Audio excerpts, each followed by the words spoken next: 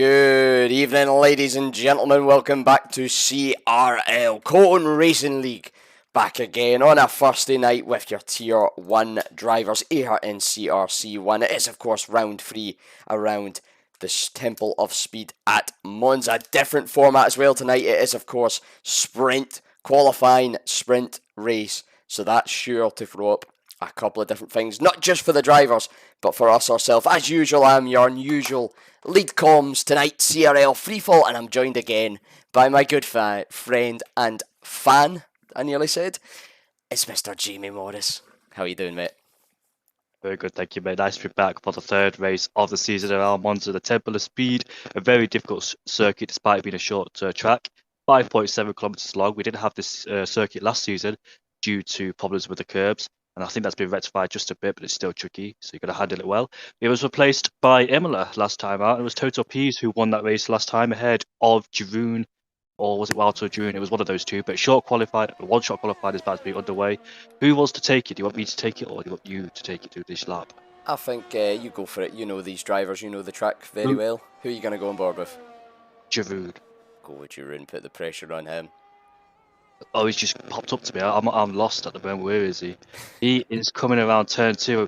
There he is then. So up into... Where is he? I can't actually find him. Sorry about this. We're not used to this. It's just one shot qualified. There we go then. So I just noticed that one person's on the medium compound tyres down in P17, Rudy. So coming to second chicane, you want to take the inside curve, avoid the sausage curve for both of these, get a really good exit, which he does do there. Coming to the first Lesbo medium speed corner there, down his fourth gear for the extra rotation, back up to fifth, use the outside curve. Nice done there. 50 metre board, use the inside curve, run it out wide to the second part of the Lesbo. DRS enabled them for this third straight as one retirement, which is Nathan, sadly for him. It's very difficult this one shot qualifying, but coming into the Ascari chicane then, you want to take the inside curve, left, right, and left again, but you want to avoid this curve here if you can, kiss it if you can, and run it out wide, which he does do then. So go to the left hand side then to minimise the distance as we're approaching now the Parabolica. I think it's got a new name, but I'm not quite sure what it's called. Swing it into 50 metre board there, short shifted to fifth, run it out wide at the exit. Let's see then what lap time Jeroen will set. AJ is currently in P2, Walter in P1, but Jeroen is about to set a 20.0 exactly. And Walter goes on pole ahead of AJ, and these are close times. P's in P4, Ferg in P5, Mr. BT P6, IRT Bumpy at P7, and yeah, that's qualifying done and dusted. You got a lot of pressure coming onto you in one shot qualifying because, like you said in the name, one shot, you only got one chance only, and it's very easy for a track like this to make mistakes and invalidate. So the pecking order is Walter on pole ahead of AJ, Jeroen, Vizza in P3, P's in P4, Ferg in P5, the Williams in P6, Mr. BT in P7, Andy Jin in P8, Nathan JB P9, Marty P10, Rotation P11, Stanley P12, Iceland Knight P13, to Griffin P14. Rudy chose the medium compound tyres, who's down at P15. There's a 13-lap race, so he's got to get up as high as he can in this sprint race. Jaime P16, IRTC, Robbie, Mark, and Nathan, all 3 or 4 of them have been disqualified. Yeah, like you say, one-shot qualifying, there are a lot of pressure on these guys. 16 of them getting a valid lap in. Jaime, though, with the 130. He was up there earlier on in the lap, so a little mistake there. It's really easy. Just to run wide, dip your tyre into the gravel trap, maybe cut too much of a corner and get that invalidation. And of course, we've mentioned it briefly, the changes to the curbs there's been recently. It definitely mixes things up with this track. While we go into the 25 though, we'll have a little look at the graphic made by our lovely CRL AJ Wuhan. Of course, it is in Monza, 11 corners, 5.8 kilometres, as you said, 27 laps in the 50% race, and I believe 13 for the qualifying, essentially, making its debut all the way back in Season 1, and the last time we raced here, it was CRL Nathan JB that took the top spot. Of course, so, that is the wrong graphic, in sprint qualifying, we've got, of course, the one shot, the 25% race, which has been set by this one shot, and that then sets the grid for the 50% race, the big one. Normal top 15 points for that race, but the top 5 here in this event also getting some bonus points. One thing to note as well, no safety cars in the 25%. It is really all down to just pure brutal ability and maybe a little bit of luck, but we'll wait and see how that goes. Formation lap as always. Let's get a look at some of the tyres we've got here. So all of the top 10 opting for the softs, as well as Knight and T-Griff down in 13th, 14th, Sieben 17th, Mark in 19th, and Relentless Nathan in 20th. The rest of them, a grand total of 5 cars. Robbie, Jaime, Rudy, Steiny, and Rotation opting for the harder medium compound. Looking to go maybe a little bit longer. Of course, 25% race. Tyre wear isn't going to be an issue here.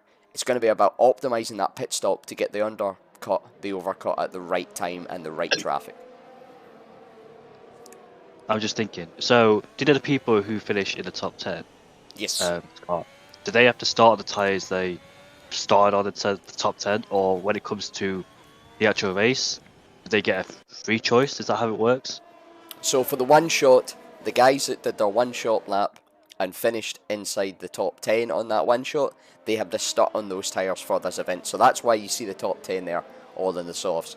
For this race, however, if you finish first or you finish 20th, you've got the same choice for the 50%. So it'll really shake the strategy up here. It's very much the same old here, except a little bit more condensed, I suppose. Right. I'm trying to catch up on here. So so let's say 30 laps is over, and the top 10 finished on the medium tyres. Do they have to start the medium tyres during on the actual race? They have a free choice. They can start softs, medium, hard, inters, wets, whatever their heart desires. Oh, so yeah, it makes sense now. I was just trying to think. Because it's obviously a one stop, because obviously the game tells you to do a one stop. You can't turn that rule off.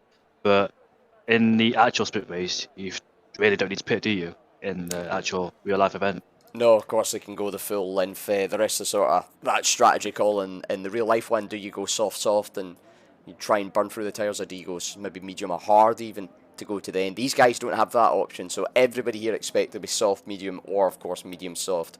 With the softs generally being able to do the full race distance anyway with tyre wear. We're not going to see tyres jump off the cliff so much in this race. Of course, this is the official qualifying effectively for this, and it's about to get underway already. The lights coming on quick, 5 red lights, and away we go for the sprint race qualifying event for round 3 of CRC Tier 1. Valter getting a good start, covering across that right side, blocking off AJ Wuhan, Pease and Jeroen behind, but Jacob having a little look round the outside, can't quite make the space there, and Pease further back looking to take advantage of that, getting a good launch out of the first chicane, up the run through Curva Grande and getting the move done with a little bit of aid of ERS in front of Jacob. Quite a bit of movement further back in the field, it seems. Steiny, Nathan seem to be swapping about a little bit there. A lot of action going on, of course. Turn 1, a massive braking zone, plenty of action to go. And the big winner so far, Seeb up 4, as is Mark. T-Griff up 6 into 8th already, really making the advantage of that into turn 1. And it looks like somebody's dropping down the field. It was Seaboard Gamer who had a problem coming to Lesmo 1. He's actually dropped another position, and he's going to drop another position to the Alfa Romeo. And he does do. I wonder if he's got full wind damage, because he went really wide coming out of Lesmo 1 and Lesmo 2. He's lost 3 places within 2 corners. But very good start from Total Peas. He was starting behind in P4 anyways. And he got past Jerusalem in the early stage. Then when AJ and Walter were fighting, AJ got put into a acute angle into turn 2. Pease had the outside line, much better traction, a better exit, and went up 2 places. So it's a very good start so far from Total Pease, and he's in the slipstream of Walter, who's a P1 by 2/10 as well. So Pease on a roll there, as AJ looking to claw back as Bompia is in the pit lane there. So I wonder if he's got full damage, as all the drivers go at one place. But we're on to lap 2, one more lap till DRS, so we'll see how things play out. But you expected an early DRS train. And when the pit stops happen, that's when you'll see the group split up and have their own private battles there and see what happens towards the end of the race. Yeah, absolutely. I wonder if, I mean, there is a slight chance Rudy going for that strategy call. Is it Rudy? Sorry, Boompi, Seeb and Nathan. Apologies, starting on the softs at the back, going for that early medium, but I do suspect they have got damage. You're not really going to get much of an undercut by wasting the goodness of them softs. But yeah, expect a DRS train here. Going to have to sort of conserve that battery, use it at the right time, and wait for the DRS to present itself. But like you say, pit stops are going to be key here for this race, deciding the order. Breaking up that pack and then letting some moves happen. Speaking of moves, though, Mark up from P10, from P19, sorry, to P10. He's had a rocket of a first lap, 1.2 behind Nathan JB, but that gap is slowly closing down. Maybe one to keep an eye on for some future overtakes. But Rotation Steiny hanging in there on the mediums, not too far behind him. Still within that DRS range, so little packs slowly starting to break up. the top 8 here. Nathan's sort of on his own, and then of course from Mark all the way down to Rudy, to be Robbie, sorry, in P16 in a group itself. But here goes Peas, looking down the inside. Devour thinks better of it, back onto the racing line, and here it is, DRS enabled. Will we see a move for the lead this lap? I think so.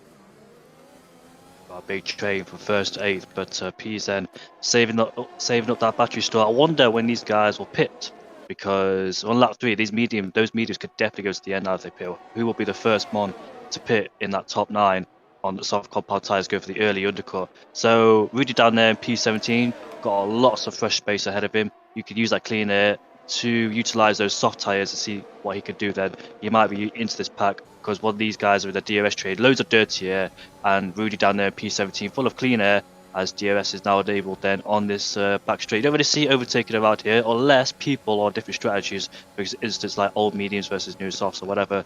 But yeah, as you expect, no overtakes being moved down here. I think Peas, which want to set him up, do parabolica, try and get it down to turn 1 because he's ever so close. Same as AJ as well, but when you're the guy stuck in 3rd, 4th and 5th and 6th, nothing you can do really, just follow that big train. Only people that can do something about it is 1st and 2nd when they swap places.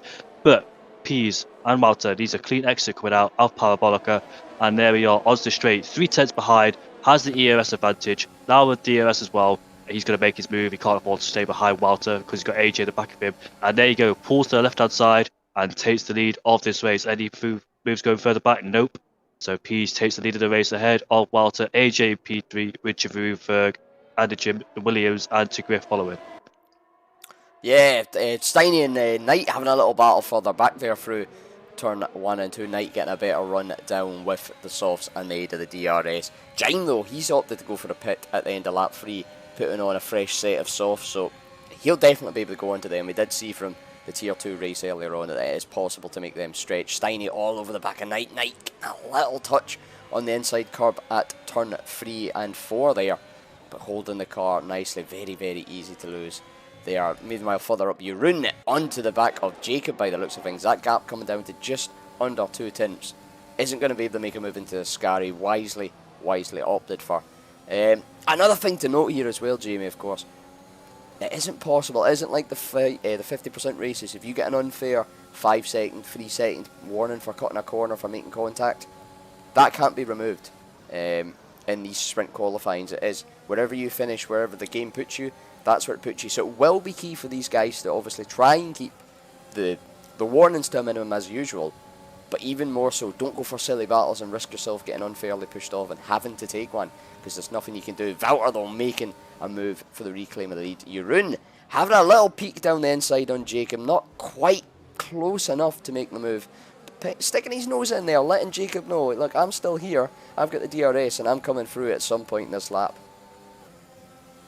Giroud is not too far back to make that move. It'll be tight going into there, and Steiny has re-overtaken Knight. In fact, he's defending from Knight. Knight tried to go down the inside, but Steiny had the line through turn 1 and turn 2 and stays ahead of ISO Knight. So good battles going down to the midfield there. Walter taking the lead of the race. Could be a good battle between these two later on, but who could be the first to pit, I wonder? I suspect, I'm not too sure, because it is, do you go for the undercut and run a little bit longer on the mediums? I mean, the softs aren't going to be that bad after 4, 5, even 6 laps. Wear's not going to be horrendous round here, and it's not as if you've got the stretch of many. So it'll be a little bit of mind games in the strategy. Who chooses for the undercut, who chooses for the overcut, and having fresher tyres at the end. Of course, traffic will be a big impact on that as well, but I suspect most of the guys, apart from Steiny and these sort of top 2 trains, are going to be pitting around about the same time.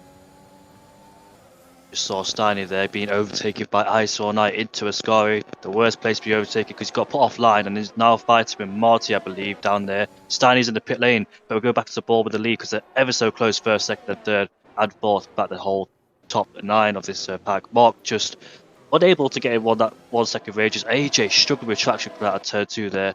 Tried to break traction, but he can't do that very easily like other people can. But yeah, Mark 1.3 seconds behind. He's just lingering, and he's used a lot of ERS as well. So has Nathan JB as well down there in P9. So they're struggling with the ERS.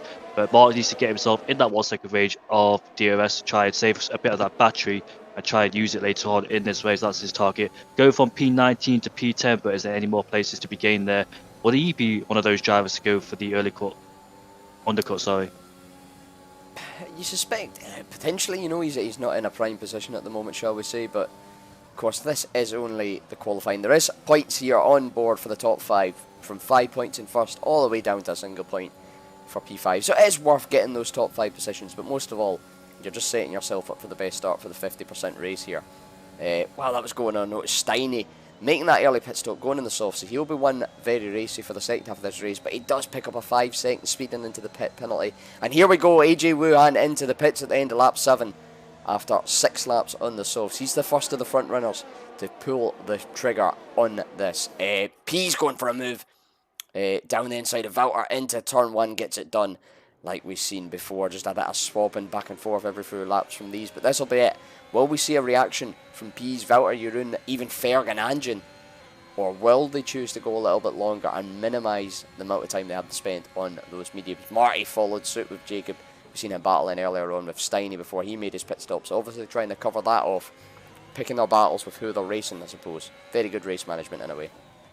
Also, AJ has rejoined ahead of Rudy, 3.5 seconds to get. Also, if you got stuck behind, it'll be quite difficult to overtake as well. So AJ needs a really good outlap to try and undercut those guys ahead, because P's didn't linger around too much behind Walter. He made the overtake as soon as he could, and now let's see how the in-laps are from P's. He's got 3/10 quicker in the middle sector, so he's pushing really hard on this phase, and Walter being in the clutches of Giroud Vizor there, so he's got to watch out for him. But be very, very interested to see which one of these guys will pit. Looks like Nathan's alongside. In fact, he's overtaken to Griff. I wonder if to Griff made a mistake coming out of Ascari there, and Nathan's moves up into P7. So will P's pit this lap?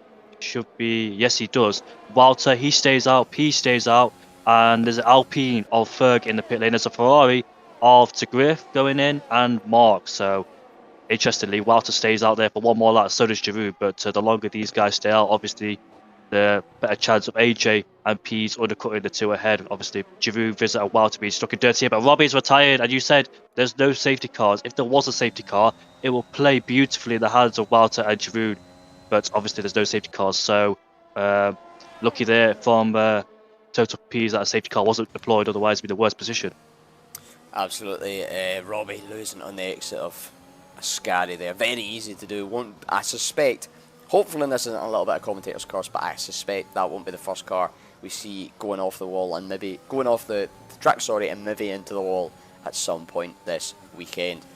Jacob, though, AJ Wuhan, he's came out just behind P's, not able to make the undercut work. He did have a decent outlap by the looks of the time, having that 13 seconds of fresh air, but not able to make up enough. Of course, he will then be in prime position with that DRS. P's not going to have the DRS with the 18-second gap to Nathan, so potential for a move. Jeroen, though, getting very close to the Vaca Walter. Now, will they pull the trigger this lap? Is either of them going to jump in the pits? Valter does, and as does Jeroen, so the top two into the pits, as does Anjan. Mr. BT fall in suit, so the rest of them all starting to funnel in. Nathan, though, going long, 8 laps on the mediums, the softs now, before he goes in the mediums. And there we go, I did say it. There's our second retirement at the exit of Ascari is FRL rotation, the stand-in for Mr. Kevin Dewell in that McLaren tonight.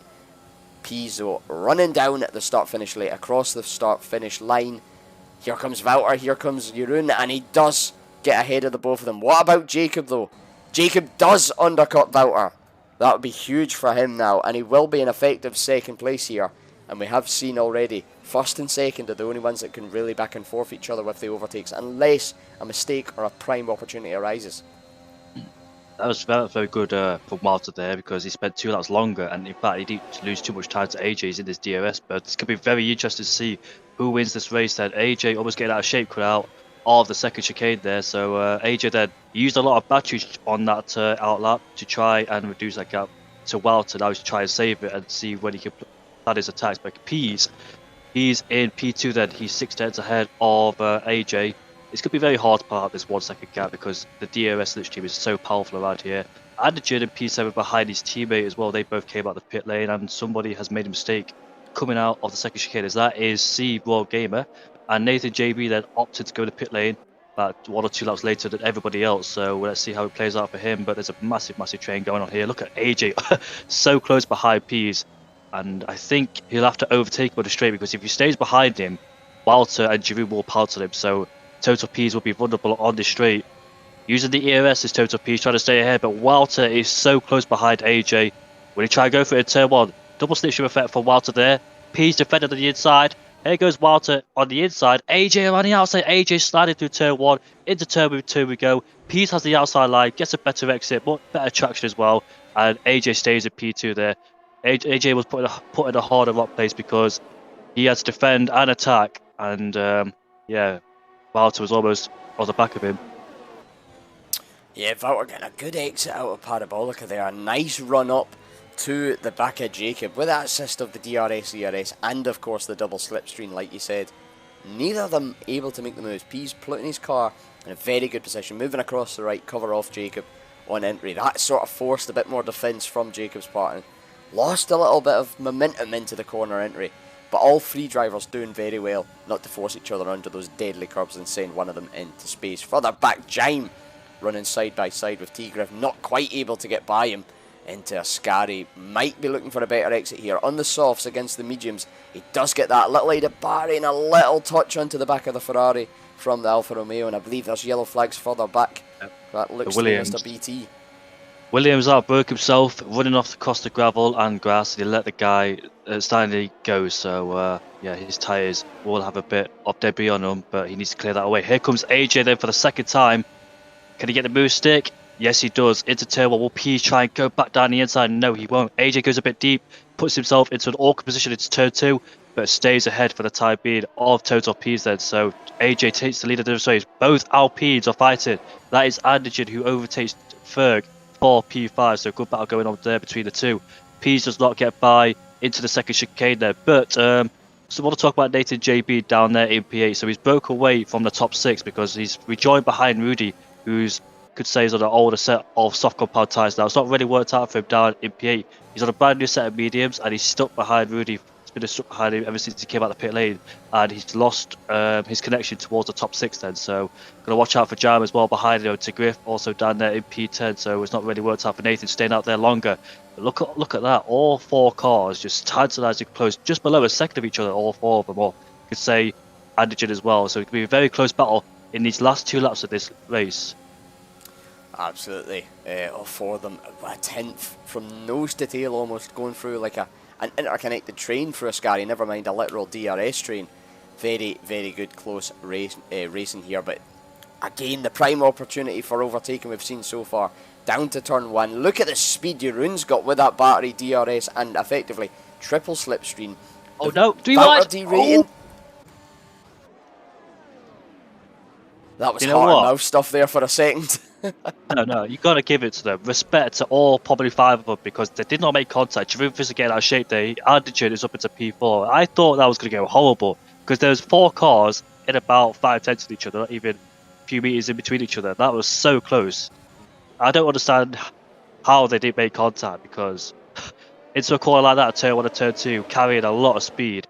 They're going from 215 miles an hour down to 60 in about a few seconds with 4 of them all close together. That was just some epic racing. Massive respect as well. The experience all these guys have, not making contact. I just can't believe it, because I say if I was there, I don't know what, I think I would have made contact with somebody there and probably caused a massive crash. But respect to all these guys here. Proper racing between those guys.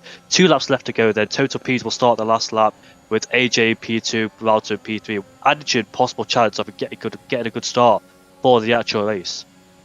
Absolutely, Alpine's in prime position here, looking very, very strong. P4 and P6, of course. 2 very good drivers there. Anderson already getting, I believe it was a P2 in Australia, and Ferg.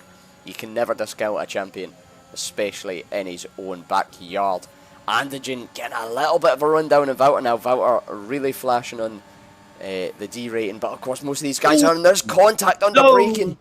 And Anderson forced to take the escape road. That's going to be a hefty penalty unless he takes it nice and slow. No. And it is 5-second penalty. I was on board with Anderson, and I think Wouter moved slightly to the left, connected with Anderson, and obviously forced him to take the escape route. So I'm not quite sure. It happened so quickly, but Nathan then has got past Rudy finally. A few laps that he would have wanted, but here comes Rudy back then defending is Nathan, but Rudy's on the inside now, going side by side through the first Lesmo, keep it nice and clean. Rudy trying to back out to get the DRS, you can see. Back down the inside he goes, gets pushed off the track. Not the first time I've seen Rudy try and slow down for the DRS, as you saw in Bahrain, but it's cost Nathan a lot. He's going to lose a place to the Ferrari as well. They're going side by side through Ascari. Nathan does the inside line. You can't really go too wide through here. Tight enough for one car at least, but Nathan stays ahead for the time being. Disappointed from Nathan down there in P9. Really trying to get the DRS. But anyways, we're coming to the final corner, and total P the Red Bull spun, that's ISO9, who's out of the session. 3 cars have crashed in the sky, but Rudy Pease comes across the line to win ahead of AJ Walter in P3, Giroud in P4, Ferg in P5, and Jaime, who finished in P6 ahead of Rudy, Nathan in P8, to Griff P9, Anderson in P10 with a 5-second time penalty, Stanley P11, Bompier in P11, Stanley P12, Marty P13, Nathan P14, C4 Gamer, disappointing race for him, will start P15. Mark, who will start in P16, not quite sure what happened to him, it looks like he's pitted for a brand new set of mediums, but he will start P16 and P20 or P18 in the sprint race, now P16 in the actual race, so it's not gone well, and the Williams, who will come across the line to finish in last. Yeah, Mark must have got damage at some point, getting up a 5-second penalty for coming into the pit. Speaking of 5-second though, Anderson losing out from P6 to P10. Not horrendous, still going to get a top 10 as Mr. BT shows us how to drift across the line in style. Not ideal for either of them, but of course, only the top 5 getting points here. It's not a huge loss. It's just going to compromise them on the start, and it seemed to have had a little pile up there on the straight. I don't know if you noticed that. Some of the cars going AI mode and getting a little bit out of shape, but Pease will take pole for the feature race, 50% race round Monza, picking up 5 bonus points for himself. AJ Wuhan getting that P2, 4 bonus points, and second place on the grid, with Valter P3 and 3 bonus points as well, getting his car onto the second row. Of course so, strategy is all open, all up for play going into this 50% race, and we don't know what the weather's going to be. It could, for all we know, go from a Saturday of nice sun and dryness to absolutely torrential thunderstorms on the Sunday, and that could really shake things up for us here. Of course, it does allow the drivers, if that does happen, they will have a free choice of tyre. They will have the option to tweak the cars out of Parc Ferme, not applying here. And certainly from what we've seen, could be a spicy race especially. Stints are going to be longer, tyre wear is going to be much more of a thing, and safety cars will be enabled. VSCs, SCs could have a big factor on this, like we almost seen with P's, almost, if it had been enabled, maybe getting a little bit of a disadvantage with the timing of the safety car. But for now, we are going to have a short little break from the action. The guys are going to take a little gap between the 2 races, because it can be pretty tiring, especially in the longer stints for the guys racing, and also just allows the host time to set up the custom grid, change the settings that we need to, and get things all sorted out. But while we do that, will we take a look at the broader perspective of how things are going in the league? What about the Drivers' Championship, Jamie? I just came back, mate. What did you say? I was just waffling, mate. Don't worry. I was just saying, while we wait for the break for the next lobby to get set up, we're going to take a little look at a couple of things. Starting off with the Drivers' Championship. Relentless Mark, not having the best time at the moment. He finds himself top of the pops, NP1 on 56, of course, 2 podiums.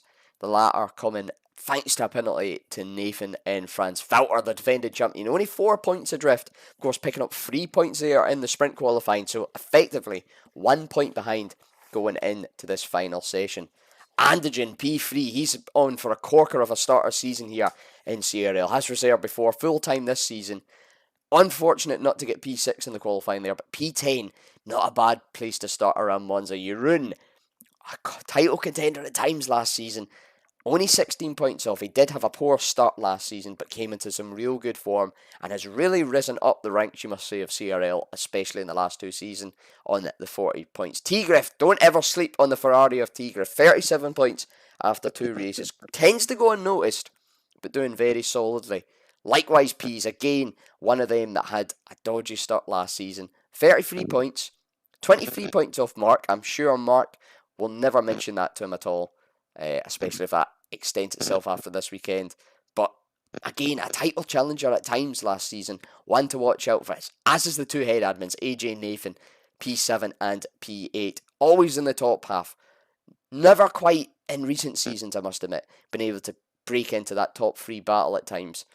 Maybe this could be the season for either of them, as is Robbie, the Hungarian in the Aston Martin P9. Boompier, oh, we love Boompier. Of course, our team tier 3 commentator finds himself in P10 at the moment alongside ISRL Knight, the Canadian in the Red Bull, my teammate. I'm hoping for a good result for him for tonight. Seb in P12 with 8 points, followed by his countrymen of DeRoy and Rudy with BT picking up 3 points for the Williams. Marty struggling, as is Ferg apparently. I never even clocked onto that, only 1 point for the champion. Speaking of champions, with very little points, do well. Not here tonight, unfortunately, having a rough start to the season. And among 3 drivers yet to pick up a point, of course, Duell, Nathan and Steiny.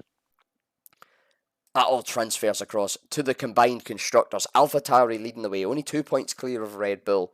Alpine, Aston Martin, Haas, Williams, McLaren, Ferrari, Alfa Romeo, and last season's winners, the Constructors' Champions Mercedes, find themselves at the bottom with 106. You can see on the right-hand side there, the gold, orange representing the points total for Tier 1, the red for Tier 2, green for Tier 3, and blue for Tier 4. The biggest total, 105 points for Red Bull's Tier 3 team. Of course, Leon and AFL. Shout out to both of them. Leon picking back-to-back wins in the first open rounds, doing a lot of effort for the combined constructors. And that just shows you the influence that every point can have in this. It doesn't matter if you're struggling at the back in your tier, because your team could be right at the top in this combined table.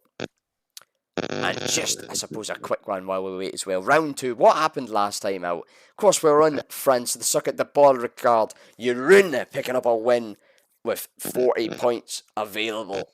Followed up by an all-relentless podium with Pease and Mark second and third. The second podium for Mark this season. The first finish for Jeroen and Pease this season, actually, in first and second. Rotation and T-Griff, fourth and fifth. Rotation, of course, the reserve doing very solid in that Red Bull, putting it on P4. The one to talk about, though, Nathan P9 was in P3, but unfortunate pit entry error from him saw him drop down all the way to P9. 3 DNFs, Ferg, Steiny and Robbie. Of course, 2 of them having a tough time in the drivers, but expect them to come back. 2 very stoic drivers in Steiny and Ferg, and one's potentially to watch out tonight. We've seen them battling. We've seen Ferg up near the top, and we've seen Steiny battling for good points in the midfield. So definitely don't knock them down. The track itself, I suppose we'll go back to this. Of course, Nathan winning last time out, not quite having the same time here this season for the sprint race, but there is time yet. 27 laps coming up, 5.8 kilometres. Somebody can do the maths on that because I haven't got it to my head. But 11 corners, including the famous Curva Grande, the famous Ascari, the is it Lesmo? Yeah, it is Lesmo. I was going to say Lebemo, but I don't know what that is. That is something, but it's not the corner. And of course, Parabolica. We can never forget that. Round 3 here in the calendar, the first of the sprint races. Next week sees us go to Kota in sunny Texas. Well, hopefully sunny Texas, followed by Brazil and Silverstone for round 6. The second of the sprint races, of course, the third being round 13 around the Baku City circuit. Oof.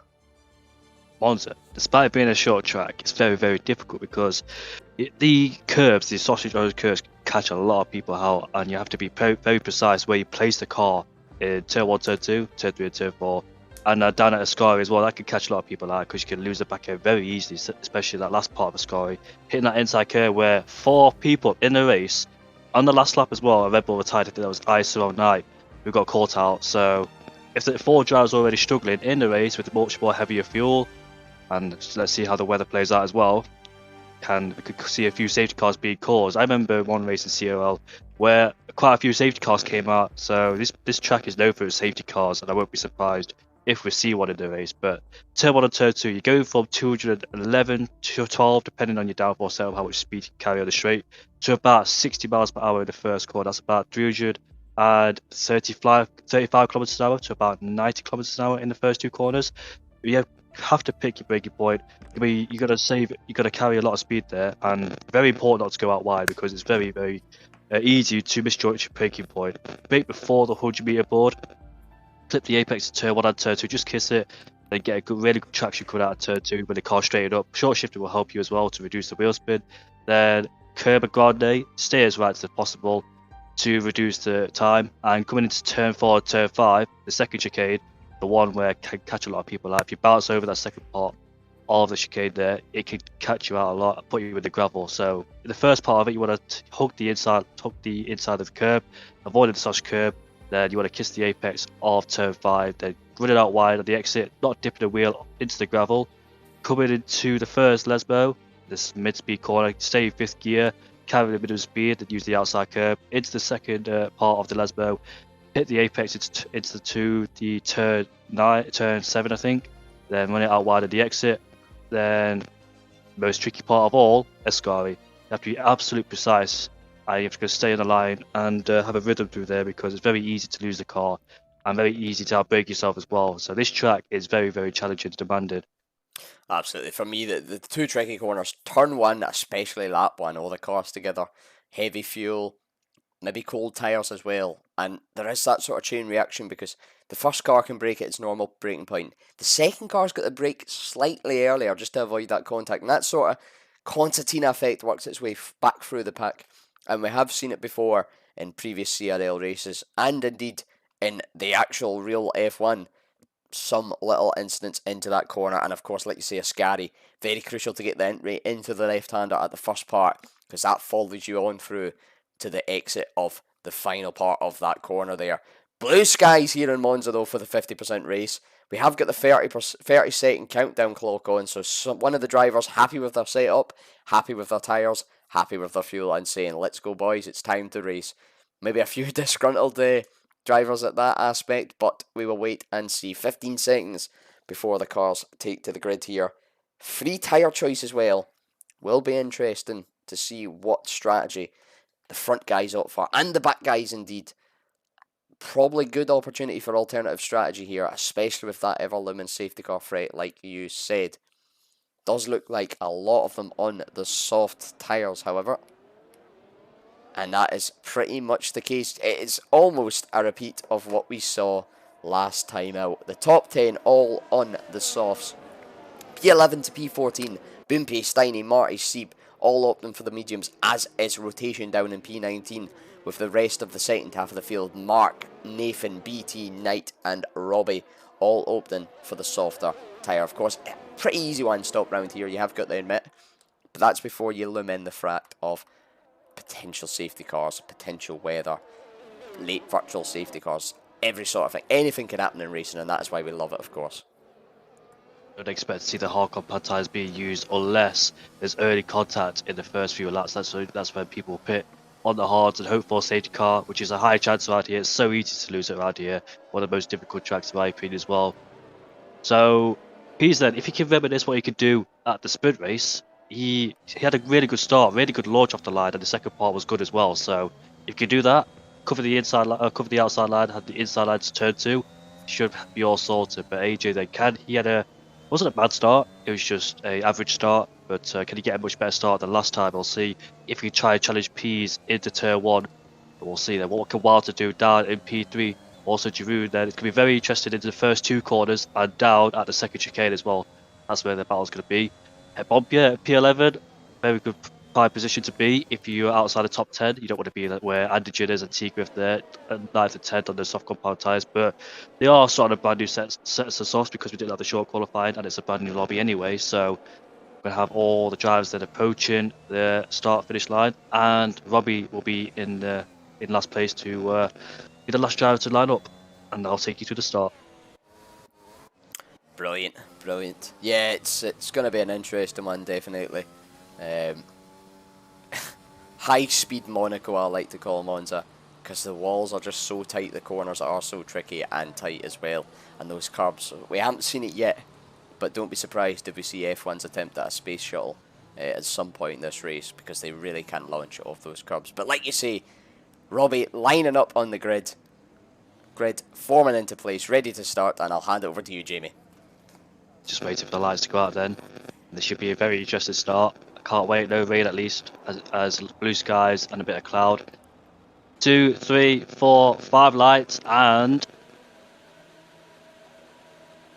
underway for round 3 of the Italian Grand Prix here at Monza. Pease gets a lovely start off the line. AJ, a bit of wheel spin there. He's under threat by Walter, who takes second place away. And Giroud is looking to take third place away from AJ. Then Walter goes deep into the braking zone. And AJ trying to go around the outside of Walter. Can he try and get back what was stolen from him from Walter? No, he can't, because actually Walter got a really good exit from turn 2 there and stays ahead for the time being. But look at Rudy then, challenging third. They go side by side. Ferg in the slipstream of Giroud. Rudy, can he go down the inside? Yes, he can. Into turn 4 and 5 we go. Ferg gets pushed off the track just about like Max Verstappen and Lewis Hamilton situation, but he actually gets ahead of Rudy. Might have to give the place back off the track. I'm not quite sure there, but he stays in fifth place for the time being. Look at Peter's start, already pulling a 1 second gap on Walter, which is crucial for him in these early stages of this race, trying to break the DRS train as it's called. But anyways, Addington is right behind Nathan then. Can he challenge him into a scar? Not a place you want to go side by side, because it can lose you a lot of time. And Nathan then stays into P9, but it's a very good start. And Mark spun. Mark's made contact with the McLaren. There's a bit of front wing damage there. That could be a safety car with the amount of damage that's been sustained on the McLaren. It's a VSC. It's a VSC. But I think Mark didn't make contact with anybody. He just lost it by himself. It's the first part of Scary. Then a McLaren collected him, so I expect to see a McLaren in the pit lane. I think his rotation, judging by the way he's turning in, with the amount of understeer he's carrying, as sustained as well. But Nathan JB has opted to go for an early pit stop. Both Mercedes has lost all of his front wing, so I'm not quite sure if he made contact with rotation trying to take a base of action, and also Marty as well. So early first start, then a virtual safety car has came out. Has Nathan JB? Yes, he has. He's got damage, so that's why he's in the pit lane. But the virtual safety car period has ended. And off we go racing again. But Giroud was challenging AJ on the straight there before the virtual safety car came out, but can't quite make it. Yeah, I think that reaction there, I think it was all sort of started for Andrew going with Nathan. He pulled back in behind, and I don't know if Mark just wasn't expecting it, maybe just missed his braking point, but I don't know if he locked up or made slight contact spinning around. But then once you get a car spinning on that Ascari, it's so tight, so narrow, and so one-lined, to get a perfect run through. There was always going to be contact, and just unfortunate. So a Red Bull driver who's just came out of the pit lane and hasn't got a front wing. I don't think the team changed his front wing from my graphic there. He's cut the whole of turn 1. But talk about missing the braking points. Relentless Nathan, when he came out of the pit lane, missed his braking point completely, went over the rumble strips into turn 2 and got himself a 3-second time penalty. So both Red Bulls there not having a really good race. And IS all night, his team did not give him a front wing when he pitted. And that must be frustrating for him. He must be shouting right now. I can imagine if I had monkeys on comms with me, I could hear IS all night shouting all over again. Yeah, it'll be a noisy in that Canadian house tonight. I would not like to be sharing a room with Knight at the moment, or sharing a party indeed, as a lot of these drivers do. Strange one that, this team not putting on a front wing. Can't say I've seen that before, but it is Codemasters, it is EA. It's not a perfect game. Knight doing a whole lap, literally a whole lap, without a front wing. It's not funny, but it is funny in a sense, but I feel sorry for him down in P20 there. It's very much one of them situations, if you don't laugh, you will have to cry. Yeah. Losing out, not just an extra pit stop, the 20-25 seconds on that, but losing all the time, just having to go so slow through the entirety of the lap. Real shame for him there. Of course, a long race ahead, plenty of time to recover, and I'm sure we'll see some sort of neutralisation of this race, whether it's a safety car, wet weather, or even a VSC that may see him try and sneak back into contention for maybe not the win, but maybe some points.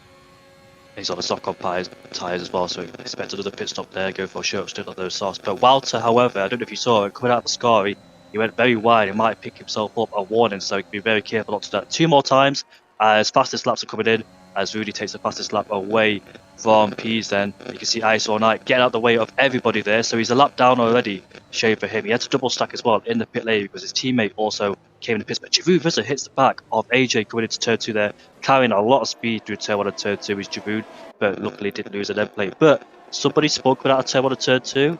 Is that Ice All Night going slow? Has he got a front wing again? Has he lost his front wing again? I can't quite see. I'm trying to find him. He doesn't have a front wing. The team won't give him a front wing, and you can tell as well. It's not a graphic glitch because he's struggling to turn in. As you can see, they're going very slowly. So the team hasn't gave him a front wing for the second time. Have they run out of front wings already? I'm not quite sure. Honestly, answers on a postcard for that one. That's that's unique. Shall we say? I think that's a very, very apt word for it. Very unique and very strange. My heart does go out for Knight. Lovely, lovely guy. Top guy.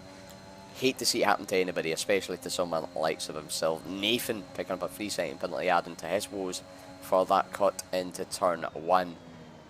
Wouter not too far behind Pease here, but of course Jacob even closer, and Jeroen just not too far behind. But I suppose if I'm going to say it like that, I could say that all the way down to P9 with Antigen.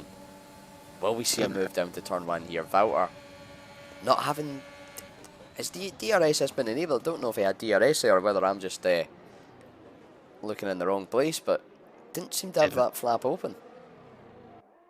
Yeah, I think they did, mate. And you got to shout out to Robbie as well, from P20 on the grid to P10 already. That's a very good start for him, avoiding all the chaos, getting ahead of Hopke, who stays where he started on the medium. So Robbie there, avoiding all the chaos, getting a really good start. Keeping it. Oh, AJ has lost it into the gravel. He oversteered into the gravel, and here comes Jerubas that takes third place away from him immediately. That's the pain that can cause you in the second chicane if you don't get it right whatsoever. It was at the exit. He didn't actually hit the curb on the entry. It was the exit where he had that oversteer and gave way to Javoon. He's got Rudy right behind him. One man I don't like to have behind me is Rudy, because he will go for it no matter what. And looks like the Alfa Romeo's also had a problem as well. Is that Mark down there in P13? P13, yeah. Looks to have a similar incident to Jacob, maybe a bit slightly worse, catching that curb by the looks of things, if I had to guess at least anyway. So not going very well for making it 3 out of 3 podiums at the moment for him down there. Of course, having a poor qualifying in the one shot in the 25%, and that seems to be carrying through to the 50%. But here comes Rudy getting a good exit out of Parabolica, using a little bit of that ERS. They both will have DRS, but Jacob maybe having the benefit of the slipstream from Jeroen. It isn't going to be enough, and Rudy's going to be clear ahead before the entry into turn 1. Can he? No, he doesn't think about it. I thought for a second that he might try and go around the outside, giving a little tap to Jeroen in front though. Jacob getting a little bit squirmy on exit. Nice move done by Rudy there, moving up to P4. Jacob in a real tumble down the ground. It just shows you, not only does it lose you a little bit of time and position, it can also just affect your flow, affect that little bit of mentality, having a little incident like he did. Yeah, it is indeed. I totally understand that, because it's happened to me as well, and I'm sure it's happened to you as well. When you make a little mistake, it can affect you for like a whole lap, just trying to get back into a rhythm, and hopefully he gets back into one soon. Just slots it behind Moody, trying to collect himself and get back on form. But meanwhile, our friend Knight has finally got a front wing after 2 attempts in the pit lane, so he's battling with Steiny. But he's a lap down to Steiny, and that's a massive shame. So he's a lap down to all 19 drivers there. So pretty hopeful safety car to come out, because this race, it's just, thanks to Red Bull, got to shambles. But we're going to go on to lap 7 then at the end this lap, and Walter then with Jeroen in P3 looking to take away a victory from Walter and Pease. The top 3 in the championship like last season are the top 3 in this race, and it's going to be very interesting to see what Jeroen will do on the straight, because Walter will have to attack and defend if he can, using the ERS on the straight. So is Total Pease. Here comes Walter, then he has to make the move. He can't afford to stick behind Total Pease because of Jeroen Visser. Down the inside he goes into turn 1. Going into turn 2 now. Total Pease has the edge. Walter did get a better exit. No, that goes towards Total Pease. So, like again, good defending there from Total Pease. And look at that. Here comes Jeroen Visser. Will he try and make a move on Walter down into the second chicane? There we go then. They go too wide, and down the inside goes Jeroen Visser. Walter's the outside line, then the inside line for the next corner. Can Jeroen Visser try and get a switch back? No, he can't. Walter's defending as much as he can, but look at Rudy going around the outside. It's the first Lesmo here. Can he make it? No, Jeroen Visser has the racing line, and Rudy will stay in P4. This is fantastic battle between these guys here. They're all so close together, and AJ made a mistake coming out of the second Lesmo, and here comes Ferg. He's right behind him then, willing to take action.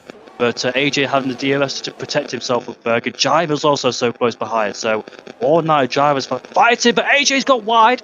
In fact, he hasn't got wide. He was sliding through the Ascari. Must have locked his rear brakes up. And he might lose a second on Rudy.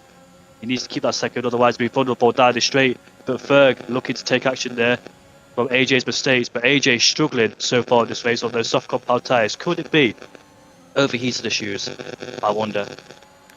Potentially, yeah, getting a really slidey Fruscari, like you said. Now he's going to be vulnerable to fair, getting a good run out of Parabolica, not even having to the ERS until he was right behind Jacob, and it is looking to get the move. He's going to hold it, try around the outside of turn 1, of course, turns to the inside of turn 2, and he is going to get the move done. Jacob almost running wide again, and James going to slip on through. Anjan's going to slip on through as well if he gets half a chance, going side by side, round through Curva Grande.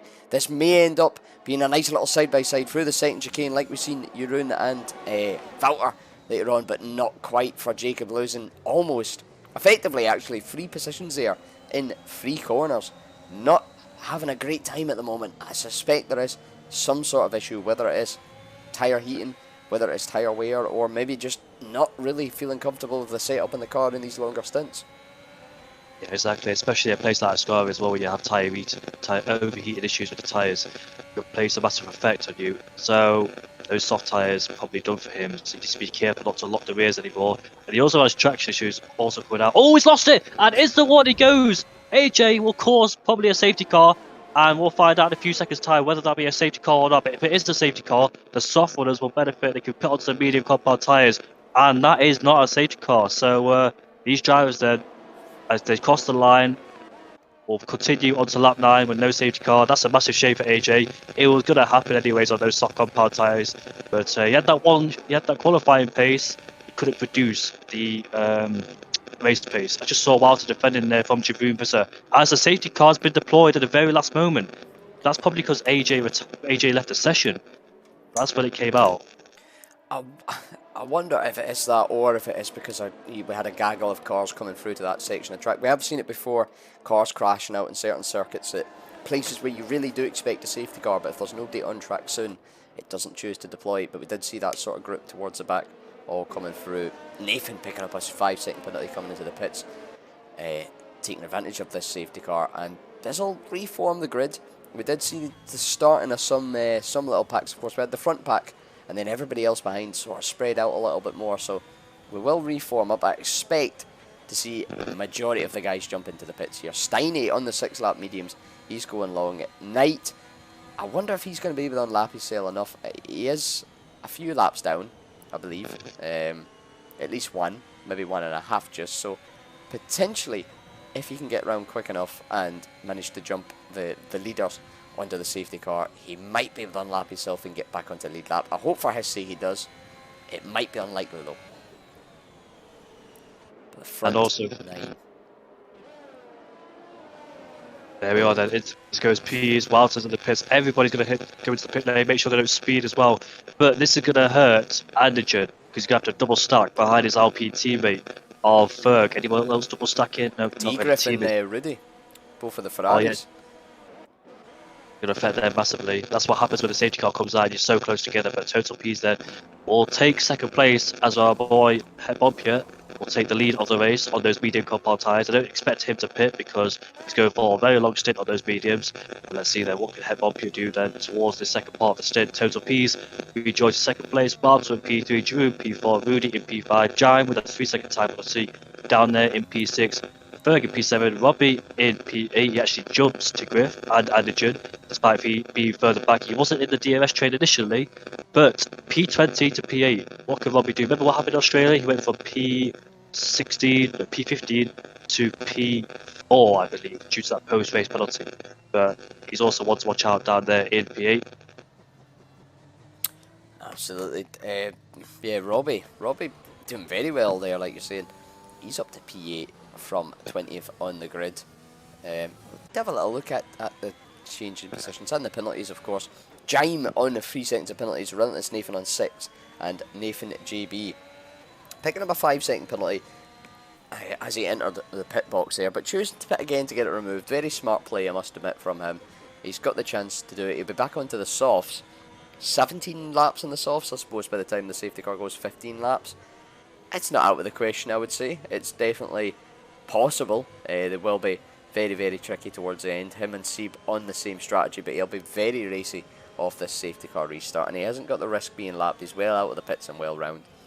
So definitely two to watch out there. IRT Seeb in the McLaren and CRL Nathan GB in the Aston Martin on the softs. The only runners on the softs at the moment. The rest of the guys mostly on fresh mediums, and a few cars all out of position for the start, and Robbie up 12 from where he started. Boompie, of course, not pitting under the safety car. He's up 10 from where he started.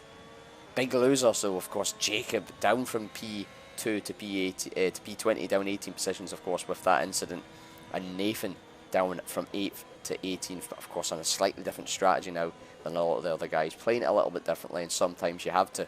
So a roll of the dice from him and Seb, and a roll of disaster, shall we say, for Mr. Jacob. Give those guys a second chance who made contact in the first lap to get back into play there, such as Mark, Stanley, Marty, Williams, Rotation, Nathan, and Knight down there. So, just to see the second part of the race then. And, yep. So, yeah, IRTC then. His soft tie situation, I think they can go to the end, but they'll be trashed towards the end of the race, I believe. Well, a little bit from our good friend Mr. CRL Krishna in the chat, saying he did 16 laps himself in the tier 2 race and they were fine. He was, I believe from what he's saying, in a little bit of space on his own, not quite in the dirty air of the DRS train, going for a lot of battles, but they were still able to make it to the end. So maybe a little bit of tyre conservation could see them run out, but of course you don't want to conserve them too long. You want to take advantage of that fresher compound. Krishna, what was your percentage at the end of the race, mate, for information? He was in clean air. Seaboard Gamer will be fighting a lot of these drivers on the medium compound tyres, be using a lot of grip, and also be the dirtier with probably overheating tyres as well. So I want to see the tyre percentage. If you are still in the chat, I need to check the chat as well because I haven't really checked it, so I'll have a look at that. Yeah, 17 in the chat at the moment. Thank you all for tuning in.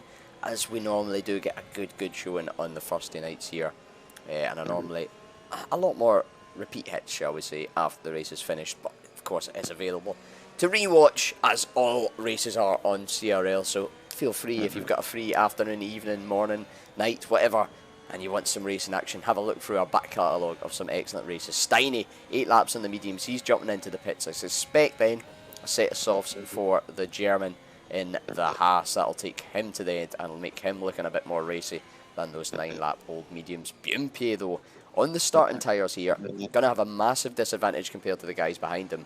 Will have to pit again, but another safety car fairly recently, or within a few laps, shall we say, could be a big thing for him. He's going to probably act as a little bit of a bottleneck for these guys. So, very interesting. Krishna, thank you there for that, doing from lap 2 to lap 18 with a maximum of 64 on the rear left. So, definitely doable. 64% in 16 laps in a bit of clear air. Of course, that'll ramp up with the overheating, with the dirty air, the less bit of traction. But of course, you will sort of substitute that speed that you lose in the corner with a little bit having that DRS and slipstream. So hopefully balance out and hopefully give us a little bit of action here towards the second part of this race. That bump here spun. His all total P's have been taken out. Oh, that's like a George Russell situation. I can't believe what I've just seen. And that's a massive shame there. I was reading the comments, I looked up, people Bompier spun, and he's taken out total P's with him, who gets a 5-second time penalty, and that is a massive shame for Bompier and total P's there. Dropped it on his own, collected total P's, and P's would be furious. That's not what he needs at all. First race of the season retired. Now this race, no fault of his own, gets collected in somebody else's incident. I'm not quite sure if Walter took a hit there either, but we'll find out. But that is a massive shame. I can't believe what I've just seen there. Like a George situation in Imola back in 2020 when he dropped it on the safety car. But the safety car will be coming in at the end of this lap, and Walter will pull away there. Look at Rudy. He's alongside Jeroen Visser as they are both being in slipstream. Jive's also interested as well on Jeroen and Rudy. It's a Dutch 1, 2, 3, 4, and Rudy has the outside line into turn 1 then. Make our way to turn 1. Jeroen Visser out, breaking himself into turn 1. Going into turn 2. Rudy's sticking it in there into turn 2 on the inside line. But Jeroen gets a better exit. And will Jive take advantage? He'll stay behind Rudy for the time being. Griff fighting with Robbie there in P7. But what chaos got on in these last few laps. And Grosjean would be proud indeed. It's a strange. When I was on board, I think it was Robbie. Just driving around, not expecting much to happen here. And I looked up again from the chat and 4 cars just sort of going everywhere, just people trying to avoid people trying to not hit each other. It was, well, we're definitely getting an entertainment tonight. Disaster for Pizzo happening any point during the safety car, but especially on the lap when the safety car is due to come in. He is still out, still running. I don't think he got too much in the way of damage then, or whether he's just judging that maybe light green damage is worth staying out and not losing a pit stop. I can't believe what I saw in my eyes. I've never seen that in league racing history, except me myself crashing under the safety car before. I've done that with plenty of times. I've done it in Monaco when I hit the barrier into the chicane, and yeah, it's a massive save for IoT Bompier there. Who he's not gonna be very. He's not going to be angry, he's going to be very embarrassed of himself for doing that, of course. Loads of people witnessing it. 3 wide on the straight there, that's Sieb, Nathan and Tegriff. Tegriff has been overtaken by both of them. Ayatar Sieb going down the inside of Nathan. Nathan has the outside line. Good battles between both of them there. You can see Sieb gave it outbreaking him to go into turn 1 to turn 2. Mark has retired as well, the championship leader. Mr. BT has retired. I'm not quite sure if it's the end of... He's retired on the track, so I'm not quite sure why he's done that. But yeah, another race to forget for the Williams driver. He needs to start improving because he'll pick up no points if he keeps on going like this. Yeah, a very strange run retirement on track. I mean, the car is still running, so I would expect... I would suspect... Just judging by the car, I was going to Esmond retirement on track. Just a little bit of info there. Anjin, where... we're not to call him Anjin anymore. Andreas is the name he'd prefer. I've just had Mr. Pease himself actually slide into my DMs about 20 minutes ago. So apologies for that, Andreas, for maybe not getting to that sooner. But I'm sort of lost my composure here after that. I'm not sure what to think. I'm quite speechless there. When that battle between Seaboard Gamer and Nathan happened, I was just quite speechless because I just couldn't believe it. But DRS is now enabled. Then this will... help Giroud visit in his battle with Wilds and also Rudy in P3. Dutch 1, 2, 3, 4 going on there as Andreas then down the inside he goes into turn 1 to Griff. To Griff put into a cute angle. Andreas has the outside line and Total P's will probably follow him soon. But that's a really good move there going on between P9 and P10. I think C4 Gamer also got past Nathan on those soft compound tyres as you expect on those softs, being very quick in this stage of this race. P's makes his way past to Griff into P10. Nathan hits the back of to Griff. Not quite sure if there's damage sustained on that Aston Martin there. But yeah, position changes going on there as DRS is now enabled to spice things up between the top guys. I believe there is damage for Nathan and the Aston Martin. He pulled out of the way, just letting Steiny past, and yeah, seems to be struggling for downforce through the corner. So I suspect maybe just light green damage, but that can be enough to really unsettle the feeling of the car and make turning in and turning out very, very tricky. The DRS train, of course, has reformed. We've got it all the way from P1 down to P12, so at the same time you expect, you know, you look at these gaps here thinking, wow, we've got some good close racing going on here, but opportunities to overtake are going to be far and few between. But will Rudy have one here? He's getting a good run out of Parabolica. Jeroen as well getting one of Outer, goes side by side down the start finish straight. Here comes Rudy as well, looking to follow his fellow countrymen through. Of course, all the 3 Dutchies up in the top, 4 actually, in fact, and Wouter losing out 2 positions on the start finish straight to Jeroen and Rudy. Nice clean overtakes, making it move before turn 1. So even in the DRS train, the slipstream and the battery, and maybe just wings as well. Maybe some of the drivers opting to lower the wings down under that pit stop, get a little bit more slipstream potentially, who knows. But getting the move done, moving up to P1 and 2 respectfully. Jaime not far behind. Nathan is in the pits, so definite confirm on that damage. 15th at the moment, so is still on for a point, of course. I expect to see him driving out and completing the race. As a head admin, he'll know that very well, that he is still up for grabs. Robbie very close to the back of Ferg, down the run into Ascari. Nowhere near enough to close up, even though it does look like he's only a few attempts back. And Sieb picking up a warning. The warning's starting to accumulate here on the time penalties, starting to add up. So you see Jaime, Sieb, and they're the only 2 actually on the 3 seconds. A lot of 5 seconds there for Pease, Rotation and Marty, of course. Majority of them I suspect happening under that calamity, shall we say, with Boompier and Relentless Nathan picking up 2 penalties, 6 warnings at the minimum for corner cutting. Rudy, though, not quite close enough to make the move onto Jeroen down into turn 1. He'll have to settle in behind again and potentially leave him vulnerable from a counter-attack from Wouter and Jaime behind. As Ferg and Robbie, and oh, the list could go on, Jamie. I could be here all night saying names in this DRS train. Yeah, C4 Gamer will be struggling because of those soft compound tyres has to max out his performance, but being stuck in a DRS train, he can't do anything about it. And once those soft tyres start to come to the end, he'll be just his strategy ruined because he had made no progress trying to get past these guys on the medium compound tyres. It's a good strategy, but at the same time, the DRS train not really helping anybody whatsoever, especially him on those soft compound tyres who try to look to get past these guys. But once those tyres get older and older, there'll be less to have a chance to on those soft compound tyres. But yeah, so Walter being doubled slipstream by Rudy and Drew Vizzer there, just to sitting up on the straight, nothing you can do, just accept his fate on that straight. But McLaren driver of rotation has spun the car coming through the second chicane. Not the first time I've seen somebody do that in that second chicane. But we're going to go on to lap 18, and Rudy looks like he's got a bad exit out of there because he's got Walter all over the back of him. But he has the ERS to try and overtake Jeroen. Let's see then when he will make his move. DRS enabled for Rudy, Jeroen, Walter, and all those guys behind. Ferg close behind Jaime as well. Will Rudy try and go down the inside? He stays behind for the time being. Benefits being behind this train is that you can save up the ERS, of course, and try and go for it. People like second and third, they can try and save up the ERS and try and go for it later. Because look at Rudy's ERS advantage already at 80%.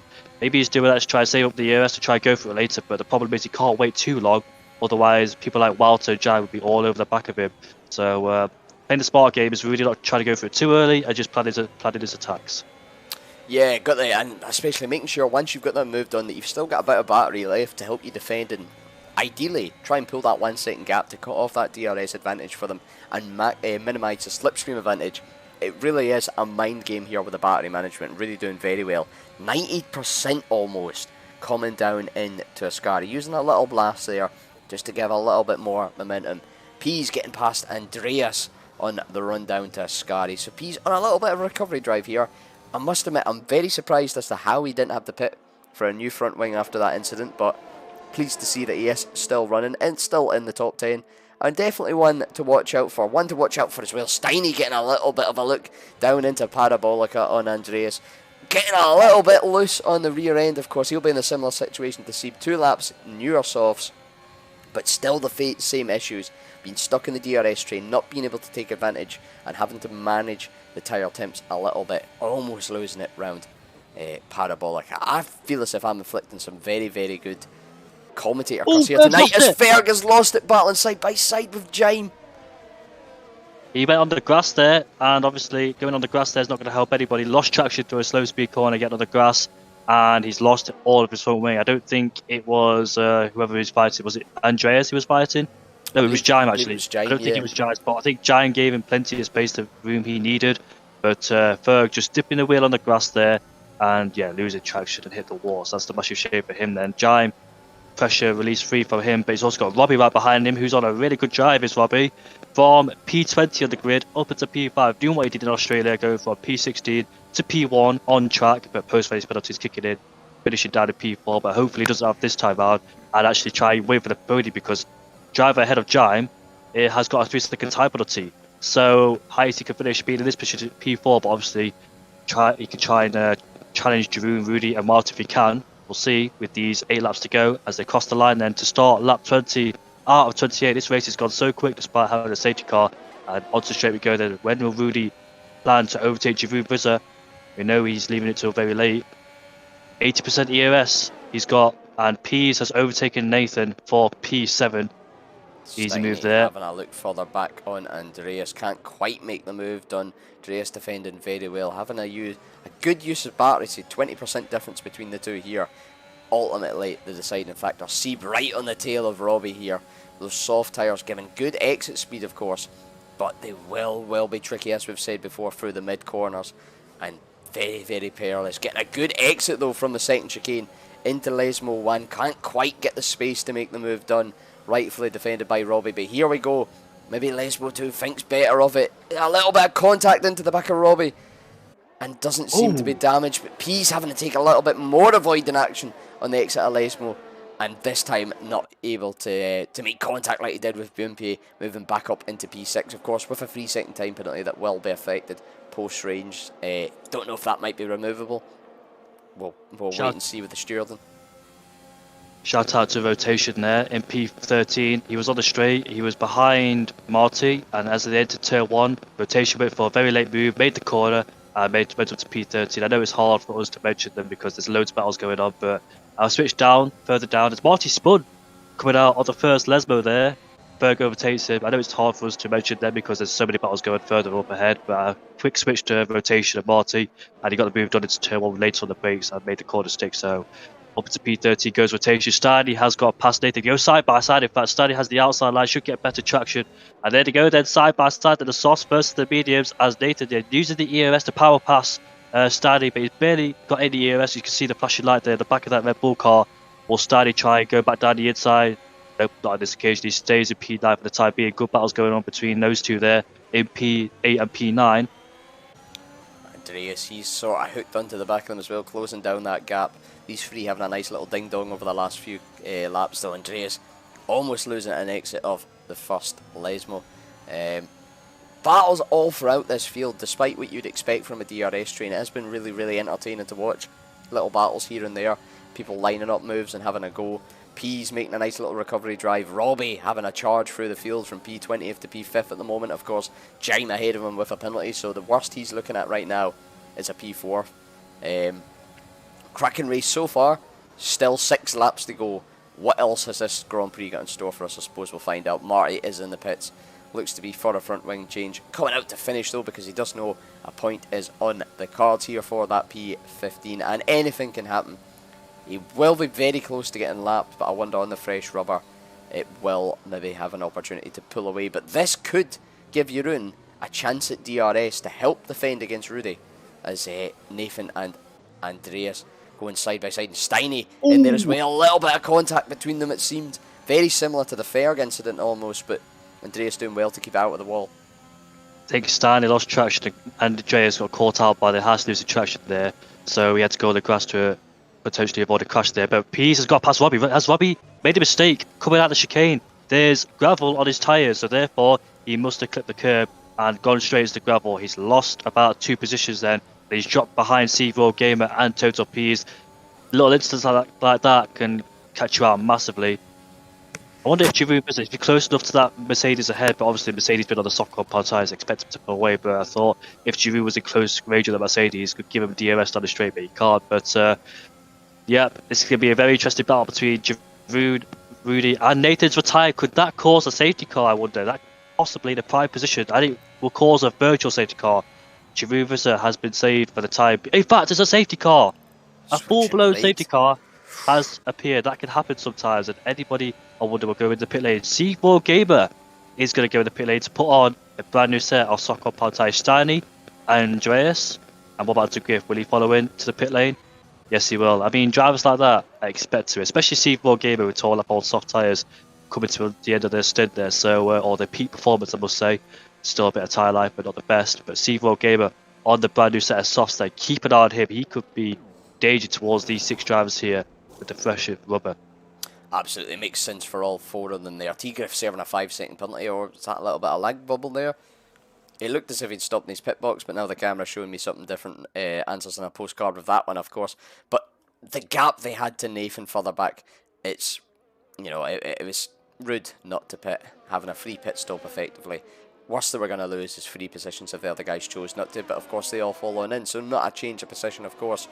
Robbie could be very, very vulnerable here. 4, 5, 6, 7, 8, I suppose, freshest soft runners behind him. The top 6 all in the mediums, everybody else going to be on a fresh set of softs. Ferg and Nathan on 2-lap-old softs, however. There's not going to be a lot of wear under those. If anything, the rubber then it might have a little bit of better traction and temperature heating to begin with.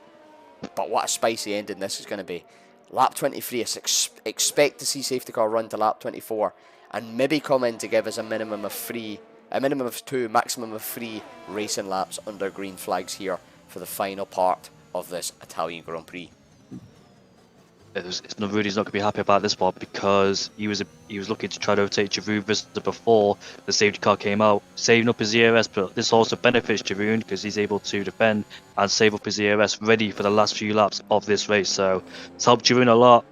And this is what happens when you wait. I know it's tactical to wait, it's common sense to wait as well. But sometimes situations like when the safety car comes out. In fact, Giant's got to pit lane, so is Robbie. I don't know if you mentioned that.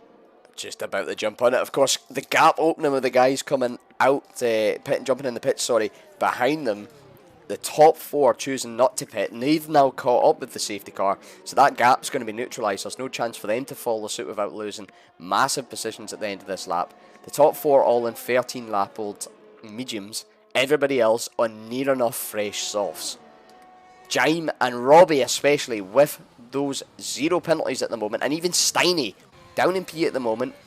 He's on effectively, if you take the tyre advantage and the penalty advantage, could be on for P2 if he can make the moves and catch up and get ahead of those front 3.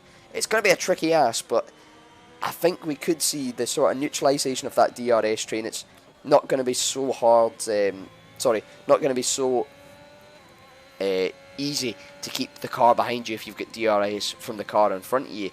And it really could be an interesting tale to this Italian Grand Prix to finish off here in the final few laps. Safety car maybe in this lap, I suspect not though, looking at how spread out the field is.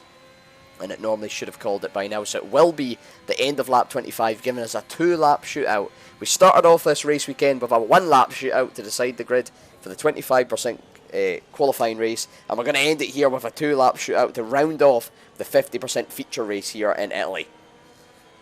I just can't wait. There'll be maybe more drama with the mediums among the soft compound runners, so this is going to be very interesting. I expect Jive, he's got a 3-second time penalty, bless him, unfortunately, but also Pease as well has got a 3-second time penalty. But I can't wait to see what Jive, Robbie, and Steve could do on those brand new set of softs, able to fight more and risk it all on these guys ahead. Absolutely, everything to play for and everything to risk, but everything to be getting as a reward.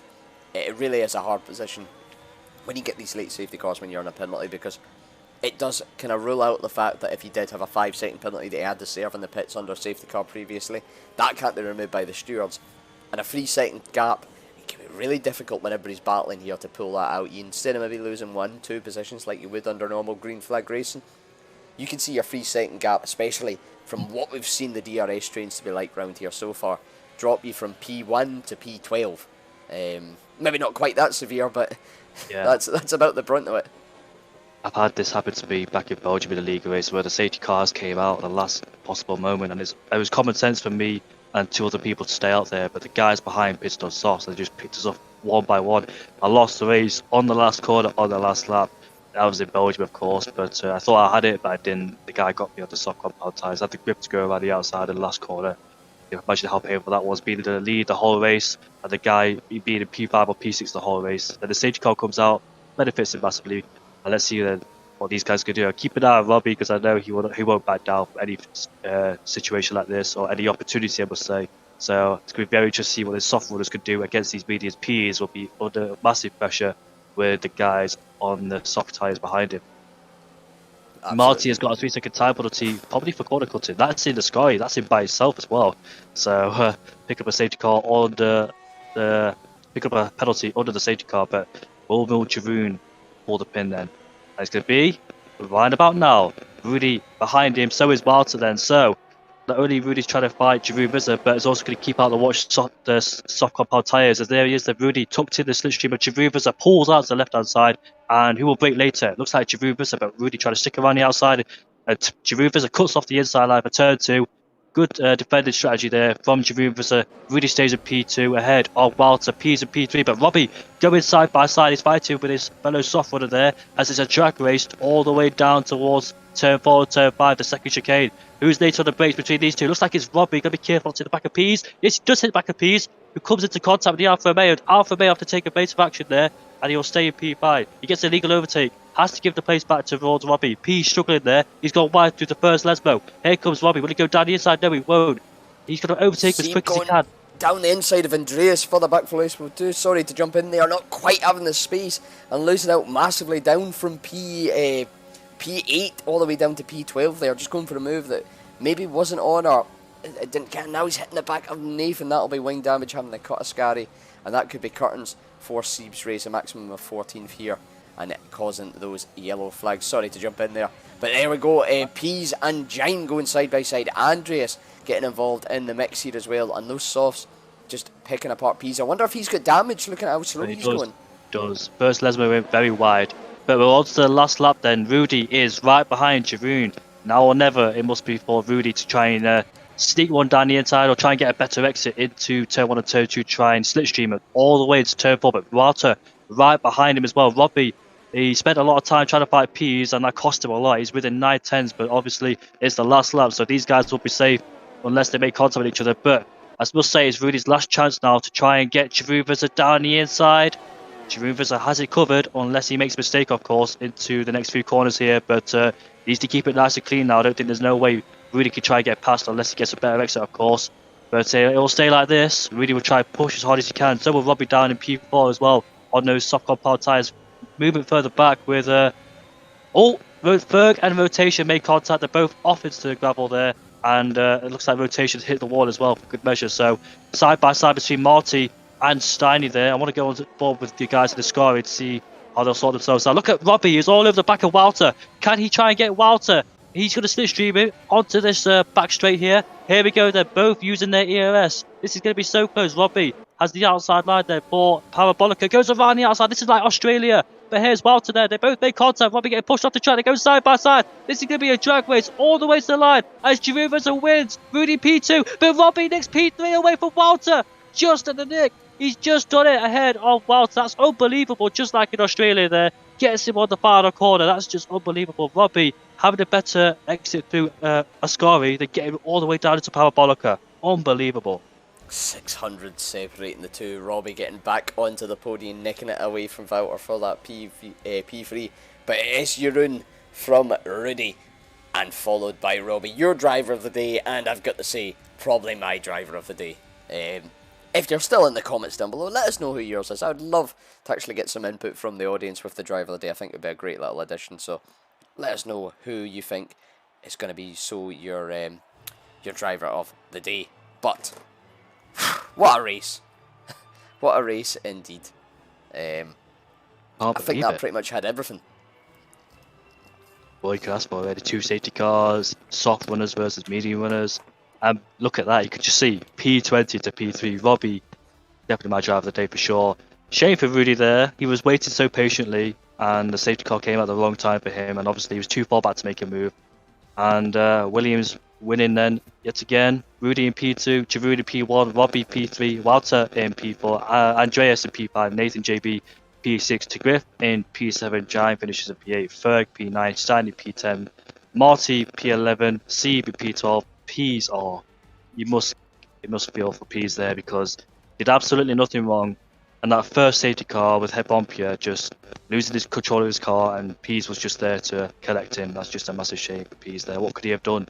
What could he have done in that top 5 battle there? But oh well, I know he's not going to be happy with that one, but he has to come back stronger for the next race, and knowing he's got the pace to do so. Rotation P14, Nathan P15, Williams in P16, Mark in P17, Bompier P18, Knight P19, and AJ P20, the first man to retire. But what a race. What a show. I think this is, if there was any doubts over will there be any entertainment value, will it add anything by including these sprint race formats, I think this has been a very, very good advocate, you know, being the first round for it. I don't think anybody can really argue with you know, the inclusion of them on the calendar. The one-shot qualifying, very, very interesting, mixing things up entirely, and then the 25% race, no safety cars. It is really a pure metal of who's got the best race pace, who can keep it clean as well, and who can just pick off the positions in that DRS train and make the strategy work the best. Then the 50% race there, like you say, had everything. 2 safety cars, accidents galore, a spin under safety car. The only thing it was missing was a little bit of rain, but I don't think we'll get too greedy on what we ask for. We'll see though. I wonder if we have a few time for the top three, see if any of them fancy a quick little chat with us. It was, of course, Jeroen, Rudy, and Robbie. See if any of them fancy getting involved, a little chat, and just tell us how things went for them, I suppose.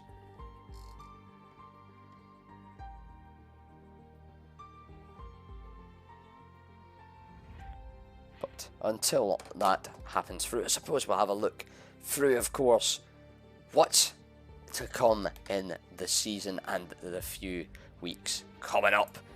Of course, it's the calendar. Beautiful calendar designed by the admin team and made into this lovely, lovely graphic by our very own CRL AJ Wuhan. Australia and France, the first two rounds for us this season, given some brilliant action at both with the unique sort of changes to the circuit, the way that they made the drivers think and strategize, giving us two very different races, two different race winners, and I think only one shared podium sitter over the two races. Monza, again, a couple of repeat offenders back on the podium, but the sprint qualifying mixing things up very, very incredibly. Next week, though, we head across the Atlantic from the sunny shores of Europe to the dusty deserts of Texas. It's, of course, the USA Grand Prix at the Circuit of the Americas, or COTA, as we better have it known. If that'll be next week here for Tier 1 on the 10th of February at the usual times. Of course, Tier 2 racing on the same day, and Tier 3 and 4 racing on Monday, but this time at Italy, of course, around behind effectively in the coming weeks. So make sure to check in and tune in for that to see how the lower divisions get on with this new and interesting format. After that, we head down the American coast through Central America and in to the tropical Amazon area of Brazil for the Autodromo José Carlos Pace. I believe that is how it's pronounced. My Portuguese, to be fair, my English isn't the best at times, so never mind a foreign language. Then back across to familiar shores for a lot of the drivers for the Great British Grand Prix at Silverstone. Then back down to sunny Algarve International Circuit in Portugal. A fan favourite for a lot of them. A fan hatred for a lot of them. So that'll be an interesting race. Spain after that, just across the border at Catalonia. One that can offer some interesting races, especially when you get a bit of rain, following by the return of Saudi Arabia in Jeddah. I can't wait to see that. I sort of, part of me wishes we had a sprint race on at that circuit, just to spice it up. Very unknown, very mixed conditions, I suppose, but we can't have everything. Break week on that week, just to give the drivers and the comms team a little break before we go to Austria, Russia, Italy again for the Imola Grand Prix, Baku for the final sprint race, Belgium, and the season finale at Bahrain. But that has got plenty of time before we're thinking about that. Plenty of twists, plenty of tales in this season so far, and plenty more to come, I'm sure. I wonder, do we have anybody in for a chat yet? We do. We do indeed. We have all three of them. Lovely to see. So we're going to start off, I suppose, with our race winner, Mr. Jeroen himself. How are you doing, mate? Yeah, good. Always nice to get the back-to-back. Bit lucky, but yeah, not going to complain. Yeah, I was about to say, must be a great feeling that, of course, retirement in Australia, not getting your season off to a flyer, but back-to-back wins here. This is really putting a stamp on your championship credentials and really one to watch out. You've had a really good rise through the ranks, through the last seasons, pace after pace, race after race, just improving upon improving, and definitely one to watch coming season. From your perspective then, if you're going to describe the events under the safety car, what happened with BMP and Ps? Bro, I feel so bad for Peace. Like me and Bowser, we didn't know what to say actually. Like, I think he was warming up his tires or his wheel just quit it or something. But he just went into the wall on the left. He didn't coast in time. I think it was a split second, but yeah, Peace got hit. He had rear wing damage, I think, or front wing damage. I have no idea, but yeah, it was chaotic. I feel bad for him.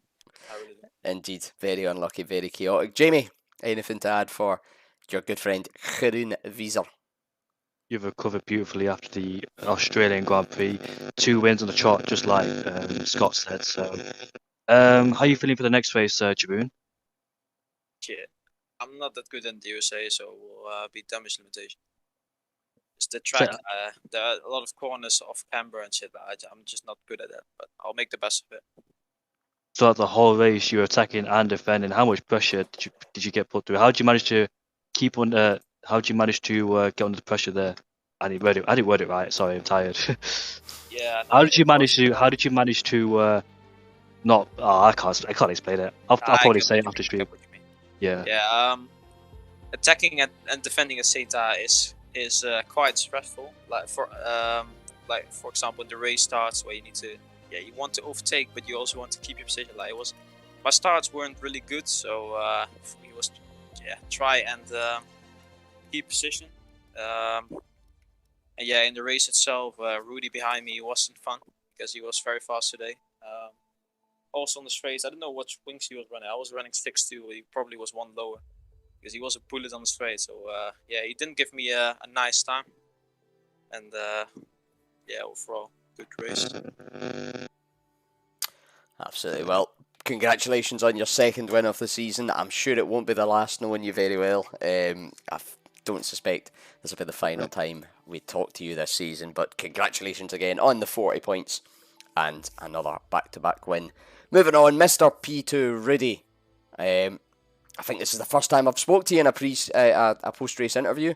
I'm not sure about you, Jamie. You've maybe had a bit more interaction with some of the drivers on this grid, doing the team a bit longer, but congratulations, mate. P2. Very, very interesting race. A lot of, like you're saying, a lot of pressure attacking the defending. You made up positions very well after the sort of safety car restarts. How was that for you? Yeah, in the end, definitely happy with the result, especially after my gamble in qualifying. I tried to qualify in the mediums. I was actually quite happy with the lap. No major mistakes, but yeah, it didn't really work out. And also the alternate strategy in the sprint race didn't really work out because I was hoping people would stay out a bit longer on those softs, so I could get a bit more of an undercut. But yeah, I got to P7 in the end. Had a bit of contact with Nathan in the end, but yeah, we'll see what that brings with the stewards. But yeah, good start as well. Immediately gaining 2 positions in lap 1, and then with the safety car, yeah, good restart. So I overtook. Can't remember who it was, and of course the incident with Bumpy and Peace helped. But yeah, and then overtook Wouter as well. So I was in P2, just saving the battery. I knew Jerome was lower on the RS. Shout out to KXR for that. He was engineering me for this race, so yeah, that helped a lot. I knew he was low on the RS, and then the safety car came out, which yeah, ruined my chance a bit of overtaking him. But still, he deserved that win. He did very well as well. So Brilliant. Sort of sportsmanship we love to hear. Of course, third race of the season. I believe, if my data is correct, a P17 in France, not quite going your way, and a P11 in Australia. Good points haul for the day. You'll be looking to kick on and show that. We do know from experience you're a very quick, very racy driver, and I don't want to put pressure on you, but one with a little bit of expectation this season. How do you see it planning out? Do we have a late, well, not a late, maybe a late starting title challenge on your hands from you? yeah, it's definitely the aim. That was my aim before starting the season, to fight for the championship. After round 1, I had pretty good qualifying, but I mean, some bad strategy calls ruined it a bit. And last week, disconnecting on P2, that was really really annoying. Also, my AI pitted for some reason, which meant I fell back even further. But I've been was just happy to back some points today, good points, and I definitely think yeah, the aim is definitely to get in fight for the championship and hopefully win this time, because last season started well but didn't go very well later on. But yeah, this season I'm gonna fully go for it. Love to hear that. Looking forward to it, and hopefully this won't be the last time we get the chat with you. Jamie, anything you'd like to add upon that? Yeah, so I've spoken to you before, Rudy, but I want to say very nice to see you back on the podium. Arguably, you should have definitely been on the podium in the last race of France, but your AI you could have disconnected your AI pitted. But yeah, I know you've got the pace. Like, I've seen it every single race. You've had the pace, and something's like always happened. But hopefully, you managed to rectify that. And like Scott said, you managed to see yourself winning the title. Do you think you can really put a challenge onto these guys? Because we all know you've got the pace. It's just, I must say, in all honesty, the consistency. Yeah, to be honest, last season consistency just wasn't there. But I mean, I've shown last few weeks my pace has just gone massively upwards. Last season as well, I started to lose a bit motivation in the game because it wasn't really going to plan. But since the new season have started everywhere, I've been really enjoying the game, playing a lot, sweating a lot as well. So pace has been absolutely amazing last few weeks, and the consistency as well for the last few weeks. Just unlucky on the first few races, but I think this season, I'll definitely get a better challenge at the title. It's nice to see you back on the podium, mate. I hope things go well for the next few races. Thanks.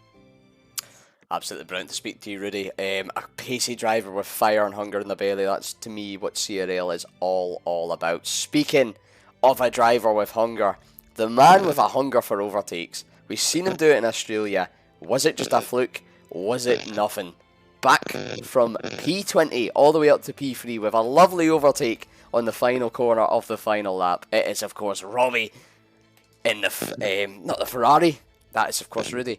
My mind went blank. But, again, a brilliant drive from yourself, Robbie. Long haul on the strategy, picking off cars as and when you can, and getting the car back up onto the podium. Last time out, it was a win that was, unfortunately, stolen away from me by stewarding decisions and incidents. You must be a bit more happy again getting back up here, having your final, a proper chance at a podium again. Yeah, 100%. Especially after starting last this race, I didn't expect much. My pace wasn't really good over one lap. That's why I even invalidated in the quali, and then Ascari hit in the 25%. So yeah, after that I just told myself the race is 27 laps long, and see how it goes. And of course I got lucky a few times, a couple safety cars, especially with the top four not pitting. That put me and Jamie in a really good position. So after that, I mean, I don't think Wouter agrees on that overtake. I think he thinks all four tires were off the track, but he did push me a bit. So yeah, all in all, a great race. Absolutely amazing one to watch. One I wish I had the pace and the experience. Well, maybe not the experience. I'll not sell myself too hard with that. But one I wish I had the pace to be involved in myself. Looked like amazing battles out there all through the field. Again, picking people off. That last lap race on with Wouter, I suppose. We'll ignore maybe the discretion that there might be some steward intervention. I just want to get your perspective as driver, how you're feeling. The chance at a podium, fresher tyres, near enough a full battery with a few laps to go. I would love to get the insight into your mind to that last race. How were you feeling? Was there a bit of nerves? Was there a bit of excitement? Was it a bit of hesitation almost? Or did you just think, I'm going for this? No, I was actually really excited as I was on the softs, obviously, but P's got damage, and that really held me back in the two Lesmos. Put me like 1.5 seconds behind. And luckily, the front three were fighting, obviously, and I was able to catch up in the last lap. And I knew if I save a bit of ERS going through Ascari, I would have, better traction. And then the last corner, yeah. Absolutely, we've seen the launch you got off of Ascari. It really highlighted the difference in the tyres. Jamie, I'll hand it over to you, mate. Congratulations, Robbie. I was going to say second podium, but it's actually your first podium. Hopefully this podium sticks. But you seem to be having really good pace recently, especially in Australia. And do you think you can also be one of those challengers up to the front as well? Because you just seem to be proving it time and time again. Yeah, I mean, all of these guys are really quick. If I can get my qualifying down, I feel like my race pace is good to challenge, but yeah, it's all about that qualifying at the moment. That's all I gotta say, mate. Brilliant. Get that one lap pace down, and we could have a 5, 6, 7, 8-way heat for the title. Thank you all three of you though for joining us for a quick wee chat. It's always amazing to get a driver's perspective and just a little bit of input from how you felt the race. But I think we'll call things here, Jamie. No need to ramble on for too long. It has been a long night for these guys already. 25%, 50% and a one-shot qualifying. Enough tiring for anybody watching, never mind us commentating and the guys driving. But once again, I'd like to thank you for joining me in the booth, my friend. It's always a pleasure to have you here. Your knowledge, your enthusiasm, your excitement is second to none, and genuinely, I'm loving this comms partnership for Tier 1 this season.